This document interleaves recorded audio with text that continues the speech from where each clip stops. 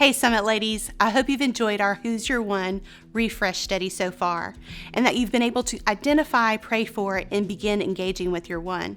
This week we'll be looking at the S in FISH. As a reminder, FISH is an acronym we use as an outline for living an evangelistic life. The F in FISH stands for building friendships. I, initiate spiritual conversations. S, share the gospel. And H, help them believe. Romans 10 brings up a crucial question for every believer. How can anyone believe in Jesus without hearing about him? The only hope for a non-Christian is for a Christian to tell them the good news of the gospel and to help them know how to believe in Jesus. One of the primary things this FISH model highlights is that God uses all of us. He uses you and I in various times and ways to be the strategic person He is placing in someone's life in order for them to hear and to believe. The practice of identifying who our one is helps us open our eyes to how God is using us in our everyday lives. As we build friendships and have spiritual conversations, at some point we are obligated to our non-Christian friend to share the hope that we have in Jesus and then to invite them to believe. Unfortunately, sharing the gospel is something that most Christians feel overwhelmed with, which is a shame because it really isn't that difficult.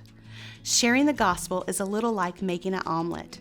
You may have felt intimidated the first time you made one, even if you were following a recipe. But if you kept making omelets, you probably don't think about a recipe anymore, and each time you add in your own flavor and twist to suit whomever you are eating with. This week in your group, you will be practicing two different methods of sharing the gospel. The first is sharing your testimony.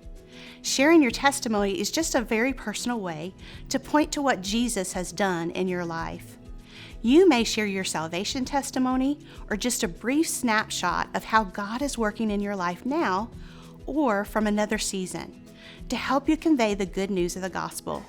You'll see in the back of your study guide, in additional resource number 5, an article called Clarifying and Sharing Your Testimony.